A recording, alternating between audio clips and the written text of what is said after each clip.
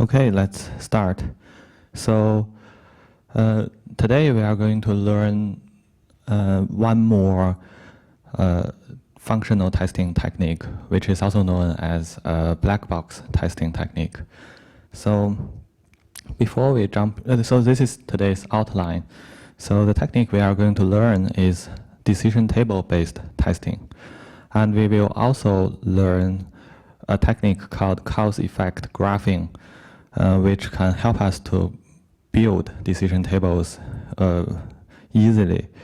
And we will also, because we have learned several functional testing techniques, let's try to learn some guidelines and comparisons for the techniques. And before we jump into the detail of decision table based testing, let's have a quick recap of what we have learned yesterday. So, and this is also the motivation for us to learn decision table based testing. So sorry. So I messed up with the order of the animation, but anyway. So we have learned that the key principle for decision table based for black box testing or functional testing is partition, right? But what do we partition? What do we apply this partition to? What are we partitioning here? What are we like splitting here? The input, the output, or the programs themselves? The input, right?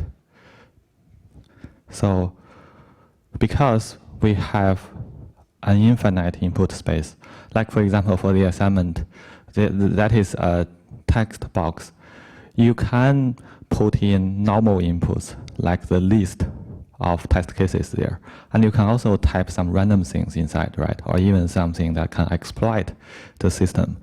So the input space is often infinite, and so this means that we cannot, it is impossible for us to exhaustively try out all the possible inputs for a program, right? So that's why we need to create partitions of the input space and select representative inputs as the test cases. So this is why we need to do partitioning. And there are we have learned two strategies for doing this partition. So the first one is we can try to use some extreme values or some interesting values, and this gives us boundary value testing. Or because the input space, sometimes they can be naturally grouped into several groups, and by grouping the inputs, we can do equivalence class testing.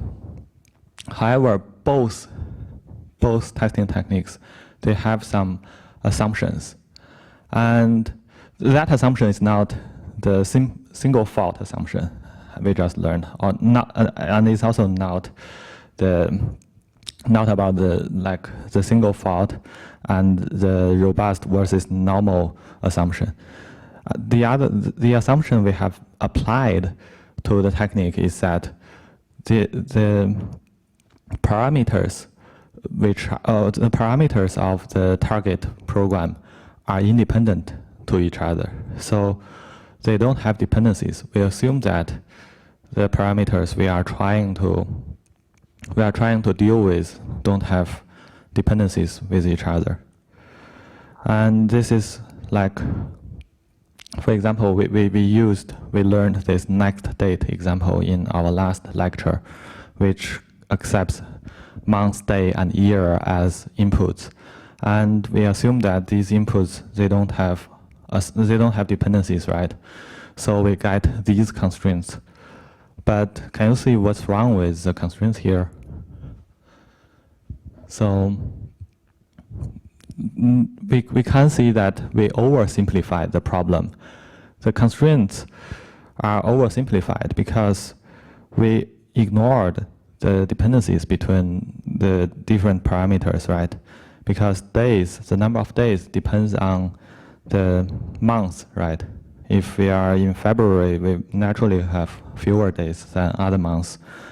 And months also depend on year, right? And the day also depends on month and year, because sometimes we have leap years. And for leap years, February has like 29 days. So the issue with the assumption that the inputs are independent from each other is that we are oversimplifying the problems. And it is very hard for us to use boundary value testing and equivalence class testing to capture the complex dependencies among the inputs. So we need to somehow think about an approach to capture the complex dependencies among the inputs when we design test cases. And that's why we need some more advanced techniques. And this more advanced technique is known as decision table-based testing. And it is considered as one of the most rigorous black box or functional testing technique. And the decision table has 4 components. So you may wonder, okay, why this text appears in this weird location? That's because there are some animations going on. So it has 4 portions. It has a stop, it has entry, it has condition and action, and we will and the decision tables are used to capture the actions taken by the program under certain conditions. And we will use some notations here to in the following up slides to illustrate the different portions. So here you can see that, so for stops, we use the boundary of the line is thicker, and for entry portions, the lines of the rectangles are thinner, and we use color to differentiate conditions and actions. So for conditions, we use the yellow color to denote them, and for actions we use the green color. So you just need to know that, okay, yellows are for conditions and greens are for actions. And a column of this, because it is a table, so it has columns and rows, and a column of an entry is a rule, and rules are used to describe which actions are taken under what condition. So the stops are like the table headers, and entries are the actual content. And each column of the entry is a concrete rule.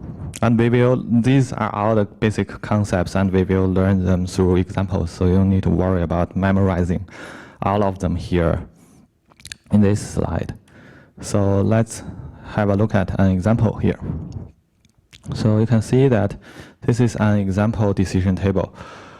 So the stop is in the leftmost column, and it works like the header of this table. And these are the actual content. So these are the entries. As you can see, they are denoted by the rectangles with a very light border. So decision tables, we have 2 types of decision tables. So if all the conditions are either true or false, then it is a limited entry decision table.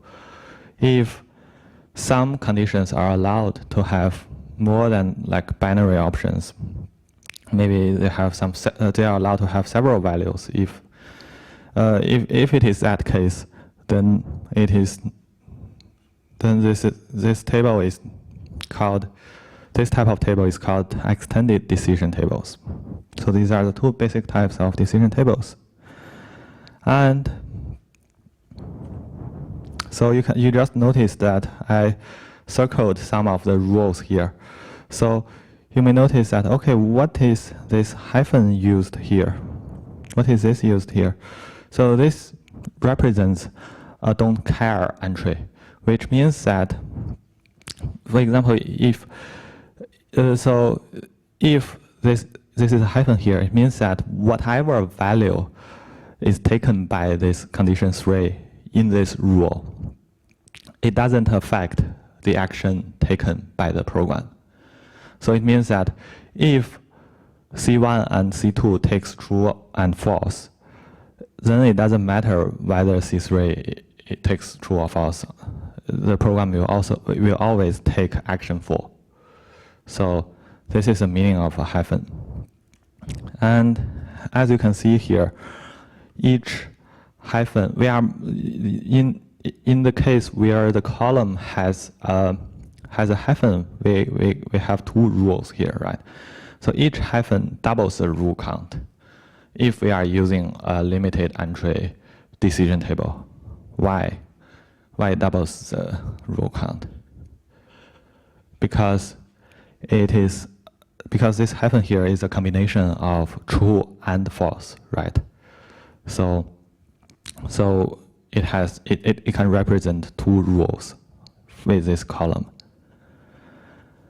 And let's assume that this is for let's assume that we have a limited entry decision table, and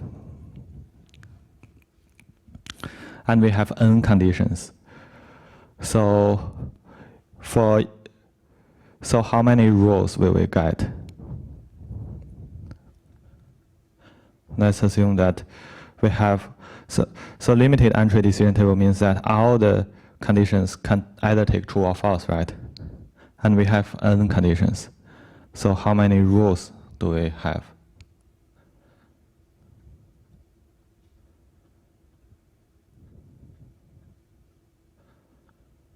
In the end. So because each condition can take either true or false, right?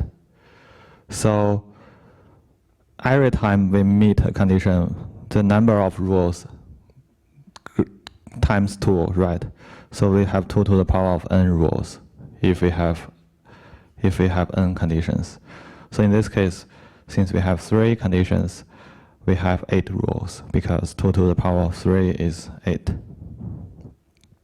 And we can use decision tables to develop test cases. And the conditions are naturally the inputs, and the actions are naturally the expected outputs. And let's use an example to learn how do we use decision tables. So let's assume that we have a discount system, and this discount system applies discounts based on 3 conditions. So the first condition is to check if the customer is a member or not. The second condition is to check if the customer has a valid coupon or not. And the third condition is to check whether the value of the order, whether it is beyond $100 or not. And the system can take 3 possible actions. So first, the system may decide not to apply any discount. And the second decision is to apply a 5% discount. And the third action is to apply a 10% discount. And we can have a table looking like this. And let's learn how do we interpret this table and how do we use it. So first, so you can see that this leftmost column are the steps. So we have the steps for the conditions. We have the steps for the actions, and we have the entries for the conditions, and we have the entries for the actions. So let's see how do we interpret, how do we read this table. So let's take R2 as example here. So normally 1 rule is written in 1 column, and this hyphen here may correspond to multiple rules. And we read the condition entry first, and then the action entries. So for this R2 here, this is how we can read it. So if the customer is not a member, and if the coupon is valid, and the order is more than $100, then we apply a 5% discount. So this is how we read rule 2. So remember, we use the yellow color to denote conditions, and we use green color to denote actions. So if the customer is not a member, if the coupon is valid, and if the value is at least $100, then we apply 5% discount. So this is how we read this. So it's kind of very straightforward and easy. And that is an example where all the values are concrete values. So how do we read a row with hyphens, a column with hyphens? So let's try to read R3. So how do we interpret this, R3?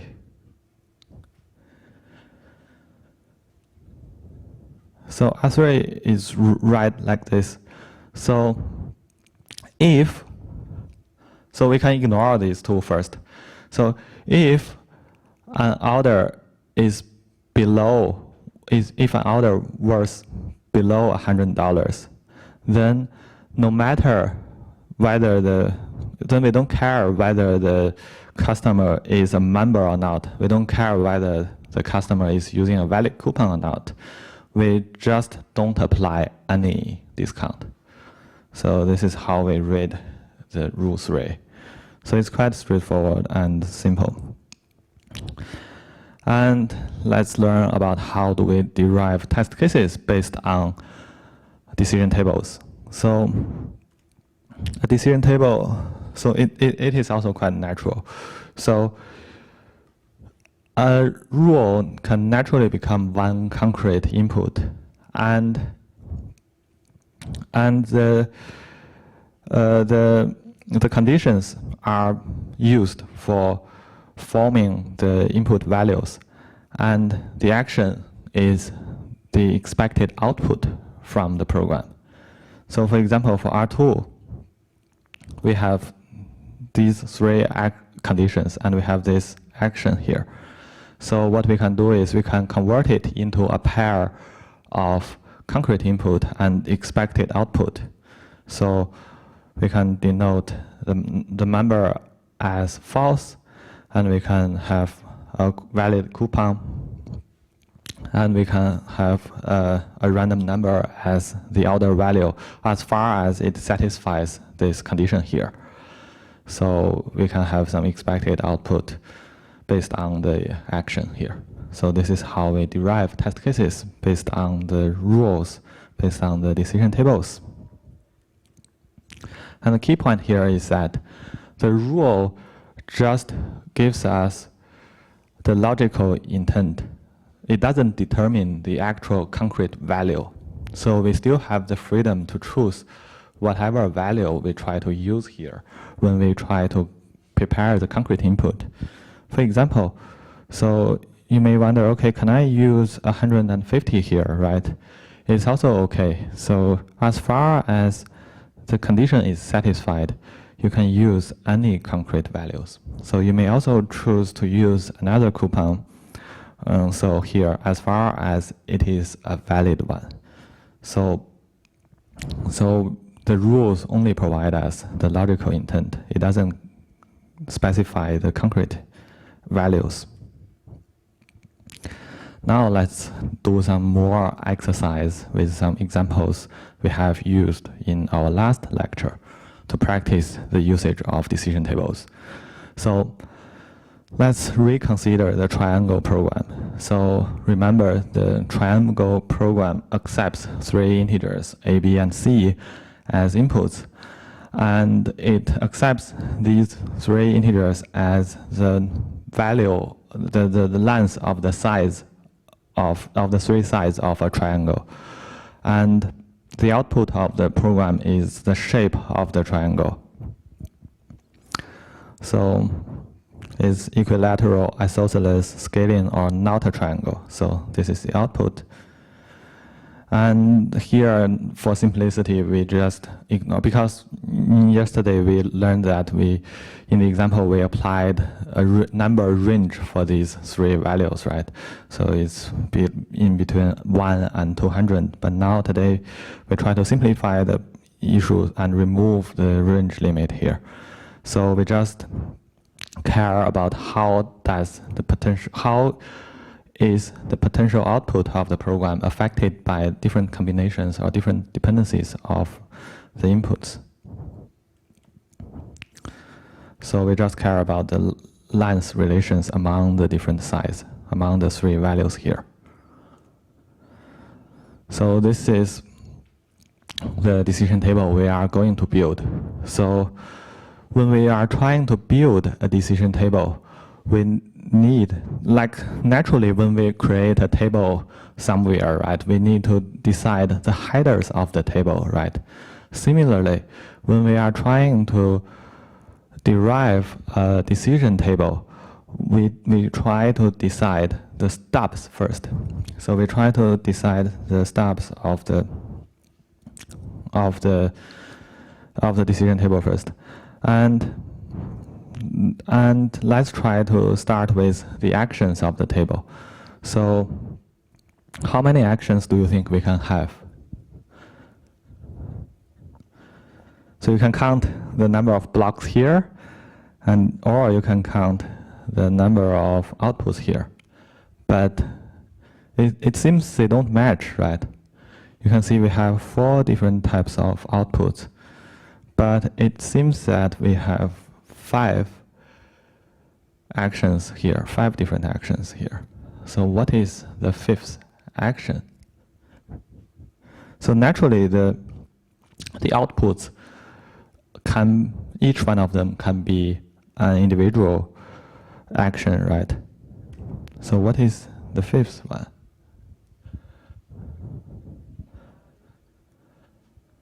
Yes, invalid or impossible here. So because sometimes there could be conflicts among the conditions where the conditions may conflict each other and we cannot find a concrete value which can satisfy the conditions. So that's why sometimes we need this invalid or impossible case. So here are the conditions we need to decide.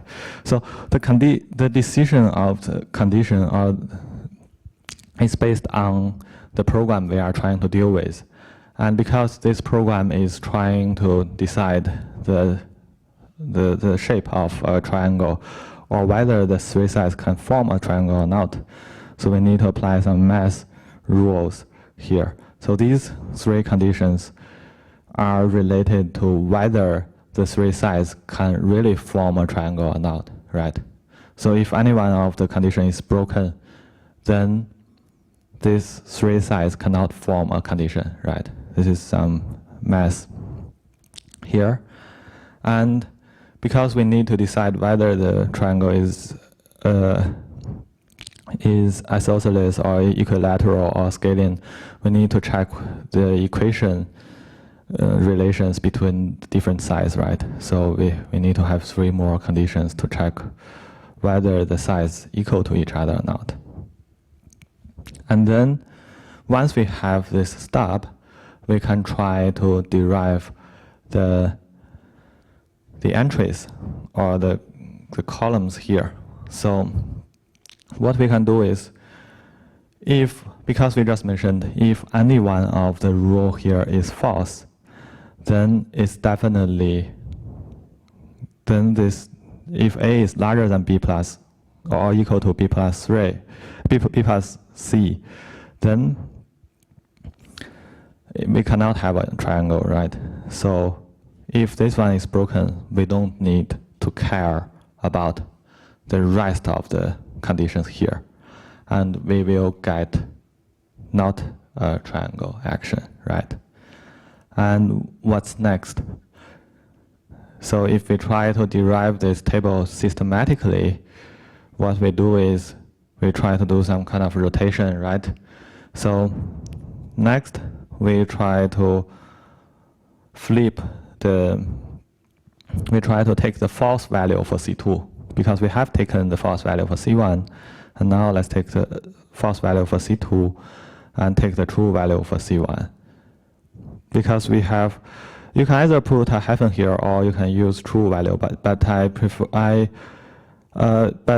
if you want to do it rigorously, you need to put a true here, because if you put hyphen here, it will generate a duplicate where this one is false and this one is false. So again, what is the action here? It's still not a triangle, right? And can you imagine what will the third rule look like? Yes, true, true, false, and don't care, right? And what's next? We have dealt with all the false cases.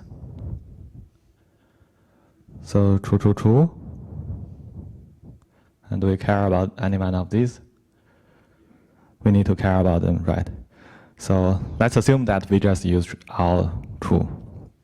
And what will we get? What's the shape here? Yes, equilateral. And then the next one, can you imagine what will it look like? What about all the three conditions here? True, true, yes, true, true again. And we can flip any one of them here. So let's assume that we flip C6. Then what is the result here? Isosceles, yes. Sorry, impossible. Impossible. Because if we flip this one here, B equals to C is false, but A equals to B and A equals to C. How can we have A equals to B and A equals to C, but B doesn't equal to C, right? So this one is impossible. So this is why we need this impossible action here. And we can do the rotation of the false here. So we can move the false we can move the false to C5, and then we can move the false to C4, right? And so on. So this is how we derive all the entries of the decision table. And now let's try to see how many rules can each column cover. So each hyphen doubles the rule count in a limited entry decision table, because each value here, each hyphen here represents both true and false, right? So it doubles the rule count. So for this column, it represents 32 rows, which is 2 to the power of 5. And this one is 2 to the power of 4, 2 to the power of 3, and now the rest are ones, right? So how many total test cases can we have? Do you do it by summing up all the values here? Or is there a quicker way of calculating this? Is there a faster way to calculate the total number of test cases? We just mentioned in one of the previous slides. And because everything is binary here, right? Every condition value is binary here. So it's 2 to the power of the number of conditions, right? So we have 6 conditions here. So the total number is 2 to the power of 6, which is 64, which should be 64. But in reality, that's 64 rules. In reality, sometimes we cannot really get a rule. We cannot really get a test case out of a rule. And why? So we just learned that, okay, we have 64 rules, but why we cannot get one test case per rule? That's because of the impossible cases, right? because we have some impossible cases. So we cannot have a concrete value for these three rules. So normally, the number of actual test cases we can have is smaller than the number of rules we have from the table. So that's the example of the triangle problem. And let's think about a more complex example, which is the next date program. So let's have a quick recap of what is this program about. So next date is a function that accepts three variables, month, day, and year. And given these three variables, it returns the date of the next day, right? And remember, we have the year restriction here. So what conditions can we get? In our last lecture, we are simplifying things, right? We just throw these three conditions here, but it is not very complete, and it is not very accurate. So what we can have instead is something like this. So we can have either the month has 30 days or 31 days, or if the month is February, or for a day, the day can be either in between 1 to 28, or it can be 29, 30, and 31. And for years, a year could be either a leap year or not a leap year, right? And what actions can we get? We can get some impossible and just calculate the next year, right? So these are the actions we can have. So now let's think about how many rules do we need.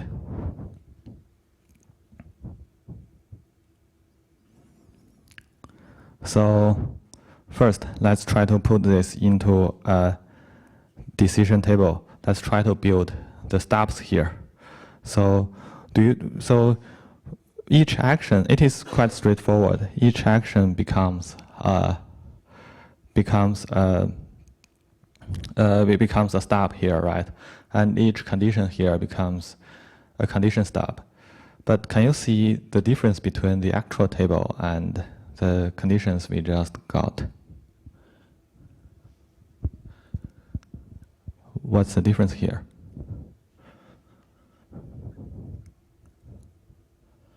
There's a minor difference.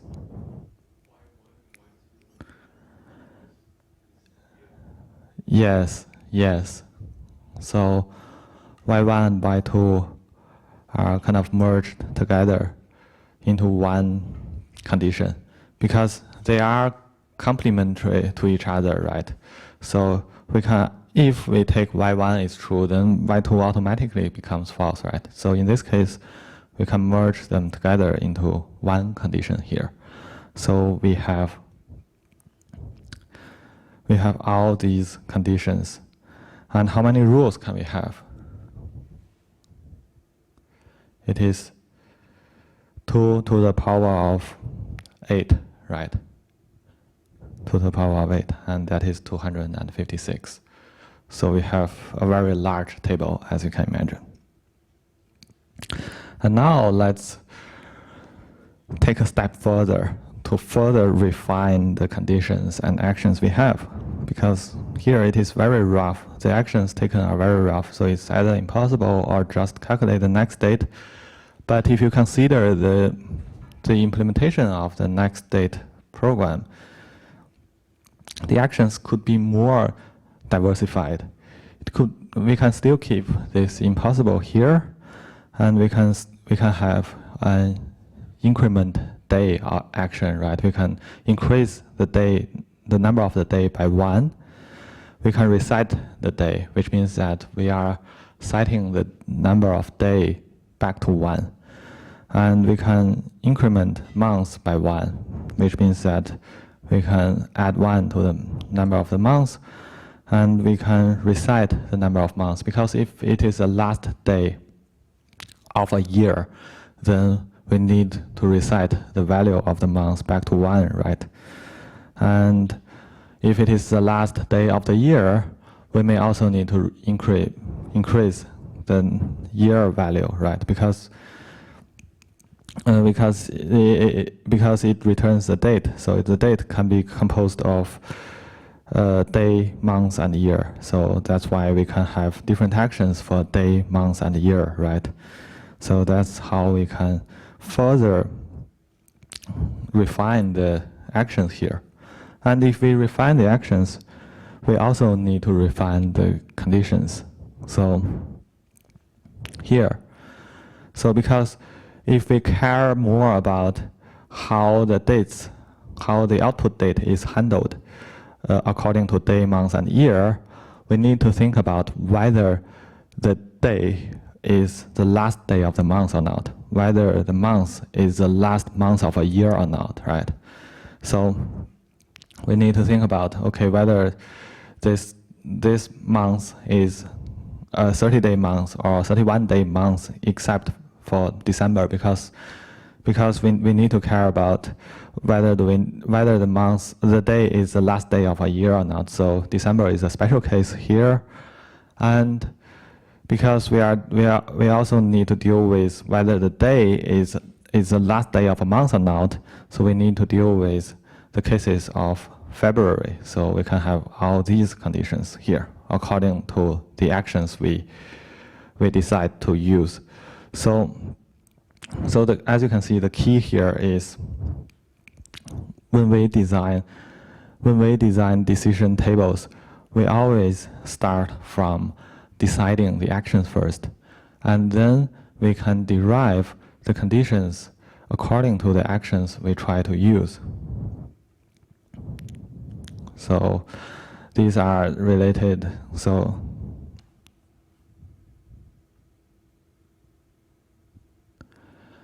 okay, so now let's go through the refined decision table for the next day program. So now this is the updated conditions. So remember, the conditions are yellow, right? Are not denoted by the yellow color, and the actions are denoted by the green color. So, and these are the refined actions we can take. So let's consider the scenarios here. So if the months are in M1, this M1 site, and days are in D1, D2, or D3, so what is the action we are going to take, or maybe what are the actions we are going to take? So, which means that the month has 30 days, and the current day is smaller than or equal to 29. What's the action here? Increment day, right? And is that all?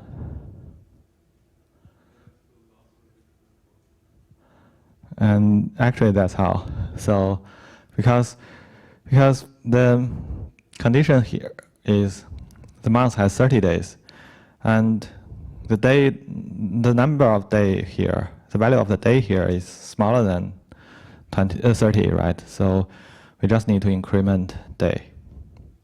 What about this one here?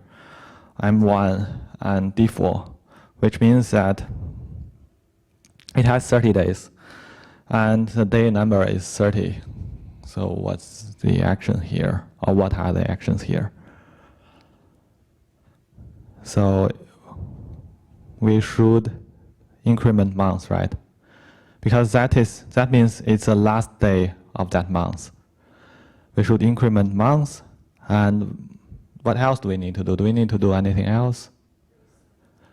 Yes, we need to reset day, but we don't need to care about year because of how we how we separate the conditions here. Because we deal with December separately, so we don't need to care about year in this case because we are safe. It's definitely not going to be the last day of the year, so we don't care about year here. As far as we are not using M3 here. So you can see all the, if we just care about M1 and M2, we don't need to care about its year. So that's the beauty of the design here. And what about M1 and D5, which means that the month has 30 days and the number of days is 31. What is the action here? Impossible, yes. It's quite obvious it's impossible. And let's try to exercise with one more. And M2 and D5.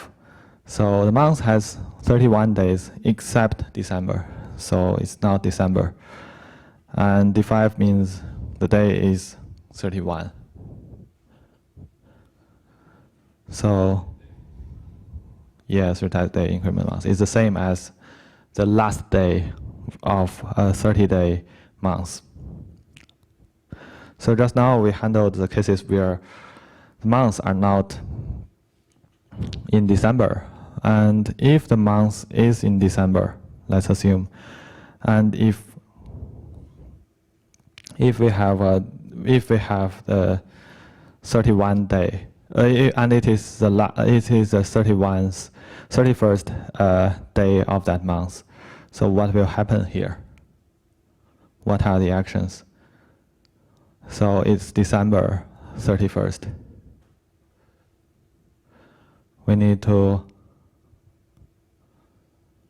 what do we need to do? Increment year and, yes, reset month and reset day. And you can see that in this example here, we have some redundancies. Because, as you can see, as far as it is M3, and it's D1 to D4, all the actions here are the same, right? So what we can do is, in the table, we can further merge them together into one larger column, because one column can be used to represent multiple rows. So this is the final table we can get with the refined actions and conditions. So, and remember that, and this table looks different from the triangle one and the discount one, right? Because because the values are not just true or false, right? The values are, the values are like one of the set or one of the labels here, right? So this type of table, if the value is not just binary, if the entry values are not just binary values, then this table is known as the extended entry decision table. So this is an example of an extended entry decision table. And the triangle and discount program examples are limited entry decision table, because in those two tables, the entries can take either true or false. But in this one, it can have multiple different values. So that's the example here. And before we start our next half of today's class, let's have a 10 minutes break. And I'll see you at 3:58.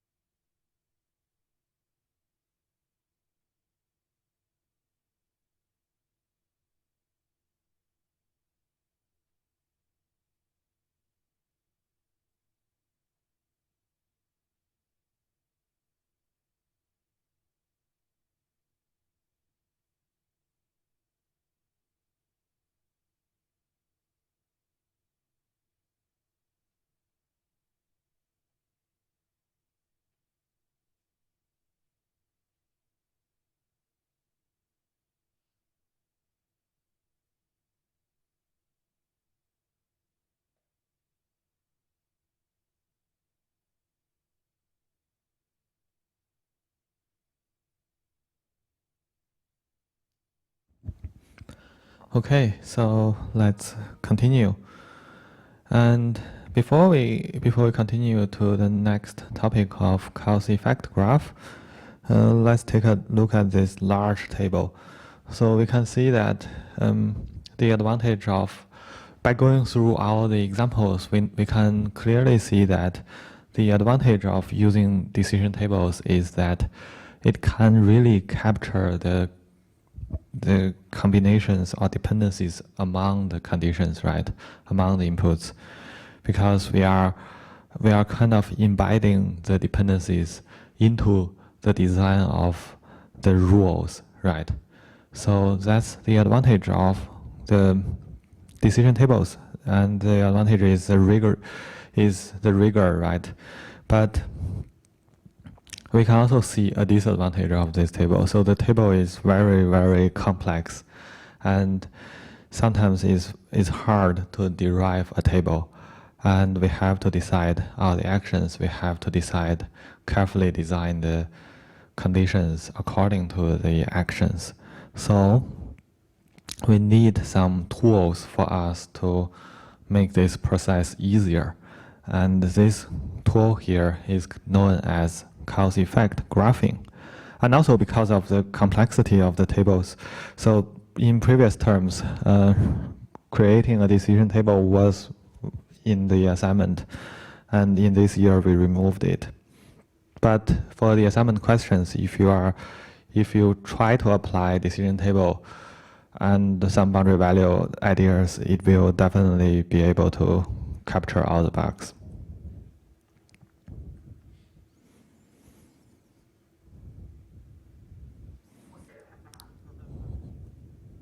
And okay, let's continue. So cause-effect graph was an idea used for hardware testing technique. And why do we need to mention this? Because soon you will see the notations used in cause-effect graph are used in the hardware area. And it only considers the desired external behavior of a system. So there are two keywords here. So the first one is desired, so we don't care about the impossible cases here. And the second one is external, so we don't care about what's happening inside. So for example, for this one here, the refined actions are kind of, well, they are still external behaviors, but sometimes, like, there are some internal behaviors of the programs and internal intermediate steps to generate the final output. We don't care about them when we draw cause-effect graph. And basically it, as indicated by the name, is all about connecting causes and effects, right? And the causes are, in this scenario, are the inputs to the program. And the effects are the outputs from the program. And here are the notations. So because it is adopted from hardware testing, and hardware, like they have logic gates, right? They have AND or NOT gate, right? And this is one notation. And different textbooks may have different patterns or styles for doing this cause-effect graphing. And we will use the ones on the left here. And of course, in some cases, there are XOR as well. So XOR means only one, if and only if one of them is true, then the final value is true, right? Because it's exclusive. And normal OR means if at least one of the value is true here, then the final output is true. And AND means only if all the values are true, the output is true, right? So cause-effect graph is, like, as we mentioned, it's like a step for us to create, to help us to create the final decision table.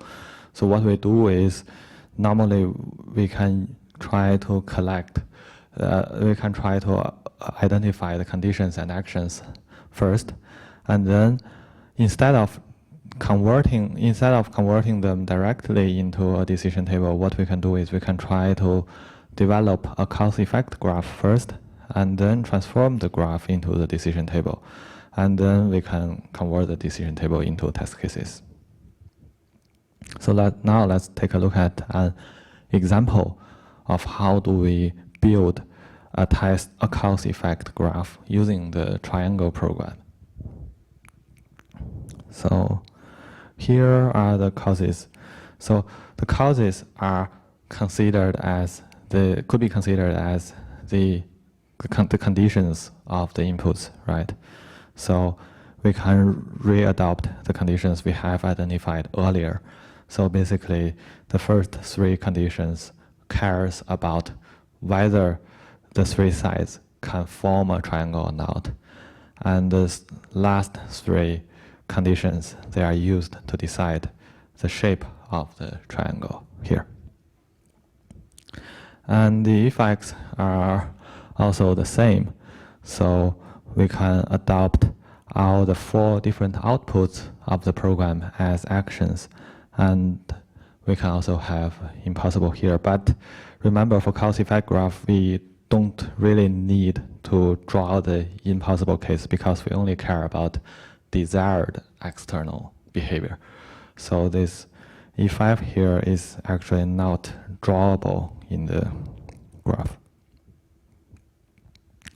And remember, we use this type of notation here. And this is the cause-effect graph derived for this program based on the used in the textbook. And this actually has some errors. So let's go through the cause-effect graph in detail and see what's wrong with this graph here. So let's try to interpret this. Oh.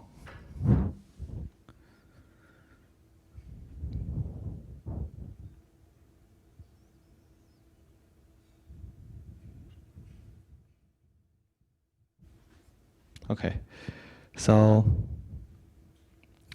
let's try to interpret this this graph. So here, this is the math symbol used for OR. So this one means C1, C2, or C3, either one of them is true if either one of C1, C2, or C3 is true. Then, if any one of them is true, then it must be then it should. Sorry, this one here. There's an error here in this program, as you can see. If all of them is true, then there must be not E1, means not a triangle, means it must be able to form a triangle, right? So if all of them are true, then it leads to not a triangle. So the logic here is a little bit awkward, but it is how it is. So if all of them are true, then it can form a triangle. So it's not a triangle here. And this is the first condition here. And the second one here is we have C1, C2, C3 being true, and we add C4 is true. What we can get is if C4 is true, then it's not E2, right? It's not a scaling because the two of them are the same, right? So it is not scaling. This line is true. But it is if C1, C2, C3 are all satisfied and C4 is also satisfied, it is an isosceles, right? Isosceles means E3. So it leads to E3. But can you see what's the error here? because only satisfying E4 doesn't just give us E3, right? Doesn't just give us E3. It must be able to form a triangle first before the triangle can be isosceles, right? So there's a missing line. There's a missing line between E3 and this. And similarly, E3, you can see there's a line between E5 and E3, C5 and E3. So if C5 is satisfied, E3 and also E1, E2, C1, C2, and C3 are satisfied, then there could be it could be an isosceles, right? So there's also a missing line here, and also it doesn't. This table doesn't cover C3, so this graph doesn't is also missing C3 here. So C3 is also missing in this graph. So this graph it has some errors. And for E4, let's see. So we have to satisfy not only E5, right? There's a missing line of C4. We have to satisfy either C4 and C5, or C5 and C6, or C4 and C6, right? So there's a missing line here if we don't consider C6 in this table, in this graph. So there are some missing lines, and there are some wrong notations inside this textbook example. But we are still learning this concept here, because just to have a complete view of this field. So we know that, okay, if a decision table is too hard to build, we can try to think about the cause and effect and do cause-effect graphing before we draw the table. So the advantage of this cause-effect graph is that it helps to track the logical links among inputs and outputs. So it can help us with debugging. So whenever we see something wrong, some false or some wrong output, we can quickly trace back according to the connections of the nodes to see what are the related inputs, right? So this can help us with debugging, and it can also help us to track the logical links among the inputs. So because, as you can see here, if multiple sets of inputs are connected to one intermediate node, or maybe one end effect node, then they are working together, right? They must have some dependencies. So this can also help us to track the logical dependencies among the inputs as well. So this is the advantage of cause-effect graphing. But as you can see, it's also quite tedious to build this graph sometimes. And now we have learned multiple different types of functional testing or black box testing techniques. And now let's learn how can we apply them and how can we compare them in practice. And before we jump into the details, let's have a live poll and have a quick recap of what we have learned. So to have a warm up here.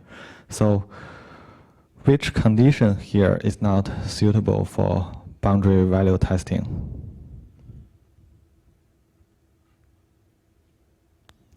So we have 3 different types of conditions here. So which one is not suitable for boundary value testing? It's actually very straightforward. A harder way of forming this question or problem or poll here is which conditions are not suitable, or which. So which one is not suitable here? I think all of you have finished, right? So let's see the results. Okay. a lot of you have got it wrong. So the first one is not suitable. The second one is actually suitable. Why? Why? Because sometimes this is like this is intentionally put here.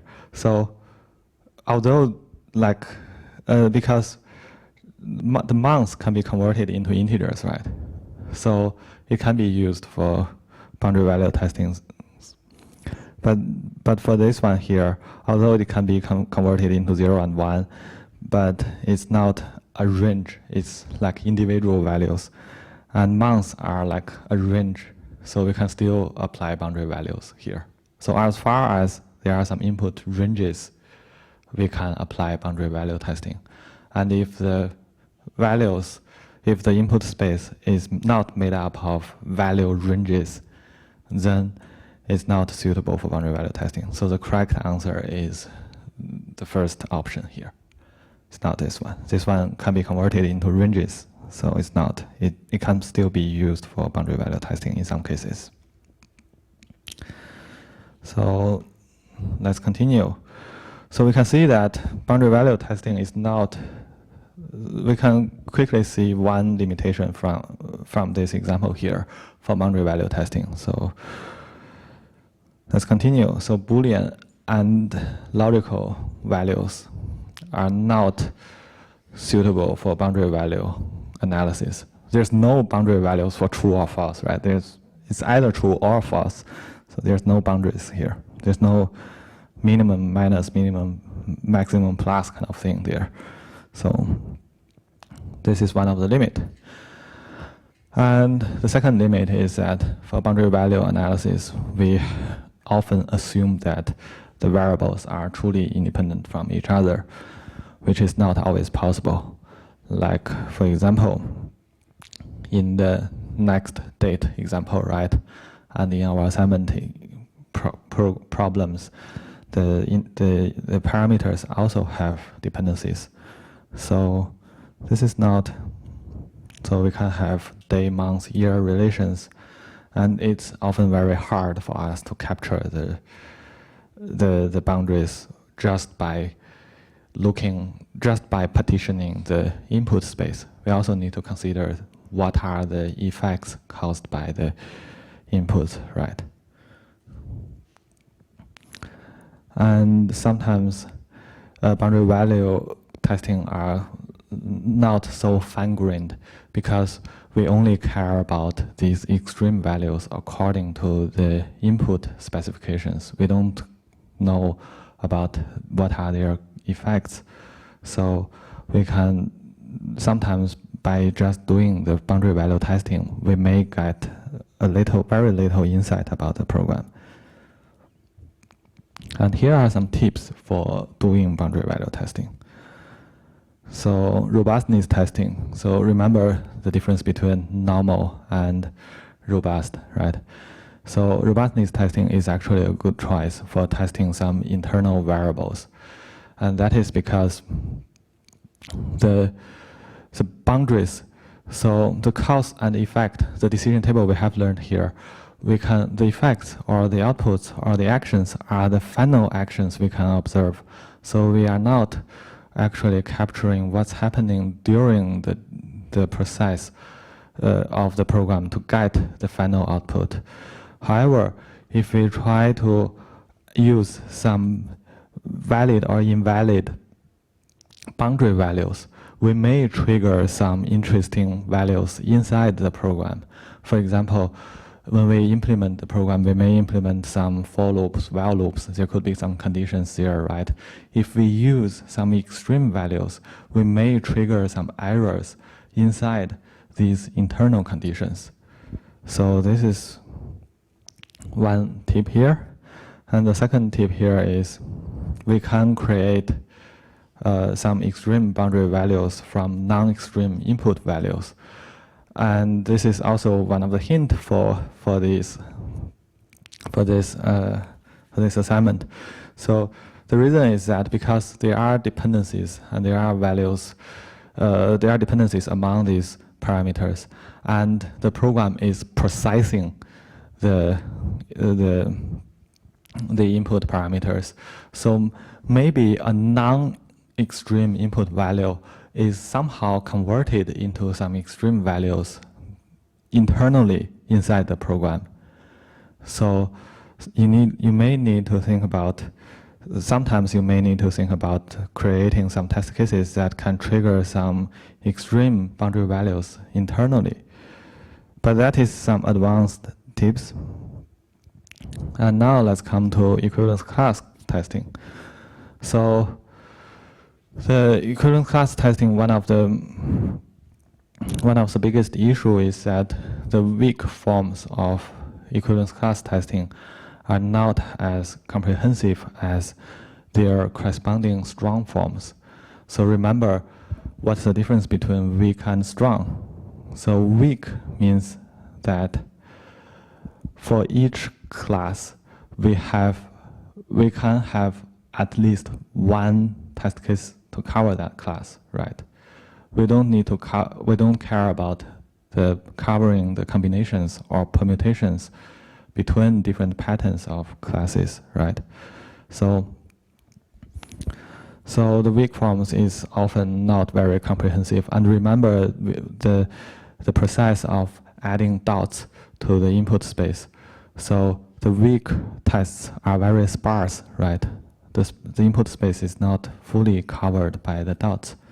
So it's not as comprehensive. And the second tip here is, if the implementation language, we need to also consider how the tested target is implemented. So if the implementation language is strongly typed and invalid, and this is also the same for boundary value testing.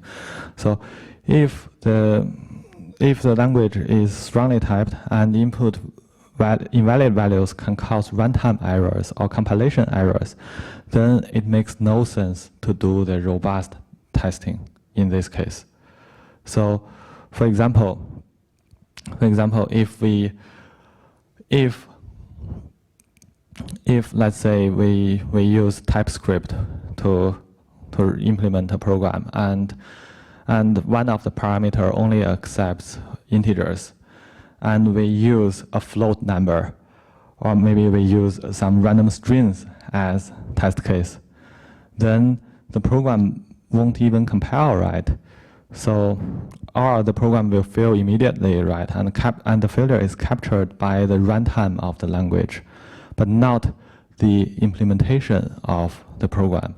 So in this case, if the runtime of the language can capture the error, then it makes no sense to do robust testing, which means that it makes no sense to generate fully invalid test cases in this case.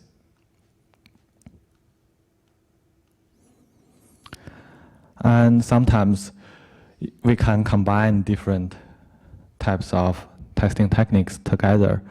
So we can strengthen equivalence class testing by combining them with a boundary value testing. And it is the same for decision table based testing as well. So can you imagine how can we combine them together? Or why they can be combined together? So let's think about the triangle program. So the triangle program takes 3 integers, right? So 5, 5, 5, and 10, 10, 10 are the same, right? So for equivalence class testing, if we just randomly, and they are in the same class, right? 5, 5, 5, and 10, 10, 10, and maybe 1, 1, 1. They are all in the same class. But so if we just care about doing equivalence class testing, we can randomly choose any one here, right? But because equivalence class testing only cares about the grouping of the inputs, it doesn't care about the values. So we can randomly choose the value as far as we have decided the group. However, if we consider to use some boundary values here, so we may prefer to use 1, 1, 1 over 5, 5, 5 and 10, 10, 10, right? Because 111 is more likely to trigger the lower bound of the valid range, right? So we can combine the boundary value testing with equivalence class testing, and of course we can also combine it with decision table testing, because you can see that because we have learned that we just learned how do we derive test cases based on rules, right? Because the rules only describes the logical intent, but it doesn't describe the concrete value, right? So we can, when we select the actual values for the concrete test cases, we can consider to use some boundary values.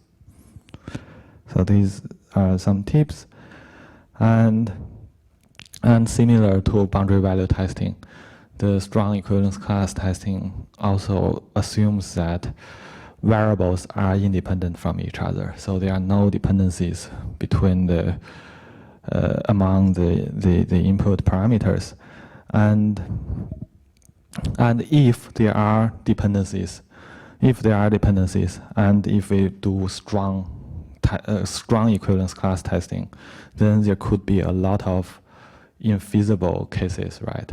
If there are, because strong equivalence class testing means that we are trying out all the combinations or all the permutations across different classes. And if there are dependencies, it means that not all the combinations are like valid, right? So there could be a lot of invalid cases, and these invalid cases are kind of redundant because they are like duplications of each other. So these are the tips, and here are some tips for decision table-based testing as well. So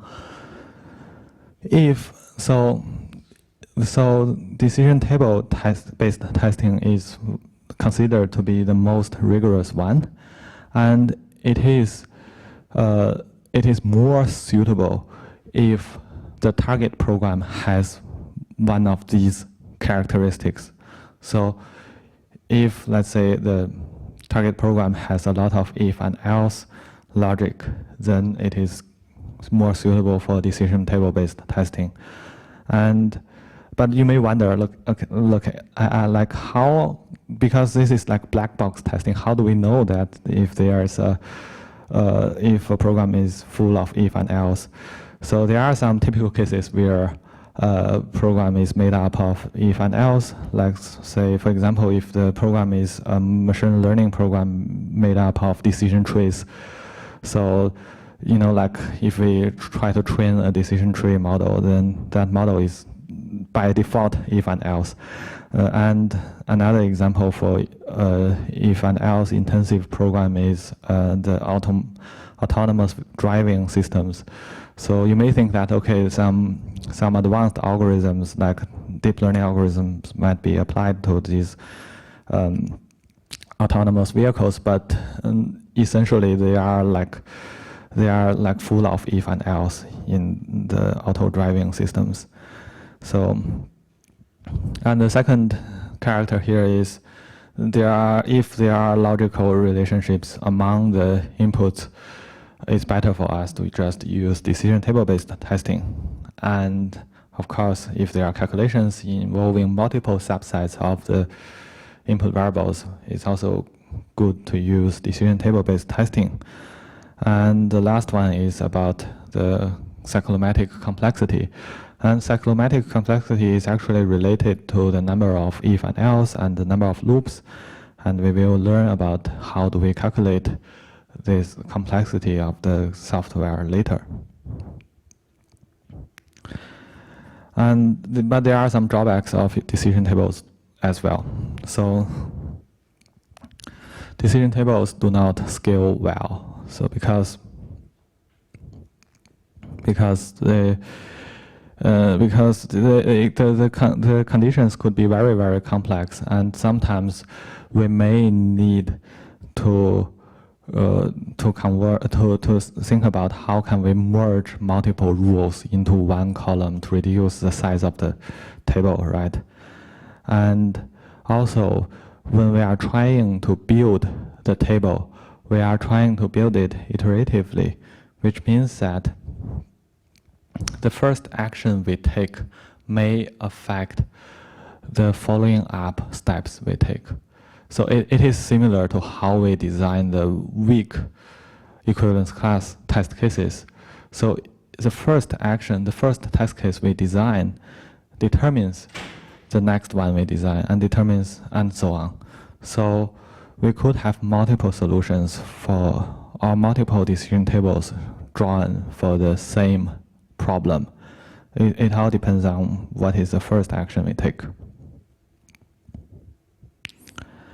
And here is a quick comparison between these three techniques. So for the number of, so decision table is considered to be the most sophisticated or the most complex technique here, and the equivalence class is considered to be in the middle, and boundary value test analysis is considered to be the most simple one here. And boundary value testing, however, may give us the most number of test cases because of the sheer amount of redundancies, right? If we do a strong, if we do a robust and robust boundary value testing without the assumption of single fault, then we can have a large number of test cases. And if, however, although decision tables the tables might be large, but we can merge the rules, right? We can reduce, we can merge multiple rules into one column. We can reduce the number of redundancies with the rigor provided by decision tables. So that's why it's considered to have the least number of test cases. And also it's because we sometimes not all the rules are possible to be converted into some concrete test case, right? So that's why we have less or fewer test cases for decision tables. And of course, the effort for building these test cases is like linear with the complexity of these techniques. So for boundary value testing, it's kind of easy for us to just build the test cases. And for decision tables, we need to build test cases by looking into the table column by column, right? And so it's all about trade-offs of efficiency and effectiveness. So efficiency means that how fast do we want to build things? And effectiveness means how thoroughly do we want to build the test suite. So if we prefer efficiency, then we may prefer the less complex techniques like boundary value testing. If we prefer effectiveness, then we may prefer the more complicated techniques like decision tables. So that's all about functional testing. So let's have a quick recap of what we have learned this week. So we have learned several three major types of black box testing techniques. And black box testing, because we don't have access to the internals of the target. So what we care is like the input and the output, right? So we only have access to the input and the output. And the key of doing or designing black box test suite is partition, right? And if we apply partition to the input space, what we can get is boundary value testing and equivalence class testing, right? And the partitioning is done by using some extreme values or using different classes of inputs, right? And for boundary value testing and equivalence class testing, we have, both of them have 4 variants, right? And these 4 variants are derived based on 2 assumptions. The first one is normal versus robust. So what's the difference between normal and robust? And the second assumption is based on the single fault assumption. So what is the single fault assumption? And what if we remove the single fault assumption, right? So we have 4 variants by turning on and off these 2 switches for boundary value testing and equivalence class testing. And both of them are working with the input space. So we don't care about the output yet. Because, and just because of that, both of them may suffer from the assumption of the inputs having no dependencies. So if we try to consider the dependencies among the inputs, we need to group them or partition them according to the actual behavior triggered for the program, right? So if we consider the output, and we need to consider the relation between the input and output, which is also known as cause and effect, right? And if we try to build up relations between causes and effects, we will need to use some new techniques, and that new technique is decision table. And for decision table, there are some key concepts. So for a table, we have stubs and entries, right? So what are the stubs? What are the entries? And can you remember? You need to remember that as I'm talking. So, there are stubs and there are entries, and there are conditions and there are actions, right? So what are the conditions? What are the actions?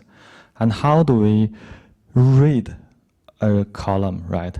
How do we read a column? And how can we convert a column into a test case, right? So the column only provides the logic intent, which means that under what condition the program will behave in which way, right? And we can use the conditions to guide us to generate the test case, and we can use the action as the corresponding expected output of that test case, right? So this is how we use decision table to build these test cases. And that's all about how we use decision tables. And there are actually 2 types of decision tables, right? The first one is if array condition is either true or false, then it is considered as a limited entry decision table. And if the condition can take more than just true or false, can take different values, then it is considered as extended entry decision tables. And for limited entry decision tables, we can quickly calculate the number of rules, right? Because it's just 2 to the power of n rules. And the number of test cases we can derive based on the rules is often smaller than the number of rules we have, right? And the reason is because of the impossible cases, right? There are some cases where the conditions can have conflicts with each other, so we cannot find a suitable concrete value for that rule, right? So that's why there are some impossible cases. And we also learned that this cause effect, this decision table could be very hard to draw, could be very hard to derive. And for deriving this decision table, we are doing it column by column, right? And the order of building this decision table actually determines how the final table will look like. And that's one of the limitations. And because building this decision table is hard, so we may sometimes need an intermediate step. And that intermediate step we can take is to build a cause-effect graph, right? And a cause-effect graph is based on some hardware testing techniques. So the notations of a cause-effect graph is using some logical gates, right? And the advantage of having this graph is that Sometimes you may think, okay, it's a waste of effort. We can just derive the table directly, but it can be helpful for us to identify, to do debugging, because it connects inputs with outputs. So whenever we see some errors in the outputs, we can quickly locate the inputs. And it can also show us quickly about and clearly about the relations among the inputs. So that's the advantage of having this cause-effect graph. And lastly, we do a comparison and provided some practical tips for using these three techniques. And the quick take-home note about the comparison here is decision table is considered to be the most complicated and most rigorous technique here. And however, and it may give us the least redundancy because we are resolving all the dependencies. We are removing all the impossible cases. However, it may take us more effort to build such a table, right? And boundary value is on the other end. So boundary value testing is considered to be the most simple technique here. However, it may have the largest number of redundancies, and it may give us very limited insight about the program. So that's all for the basic black box and functional testing techniques. And that's all for this week's lecture. And thank you for coming. Thank you. Have a nice weekend. Thank you.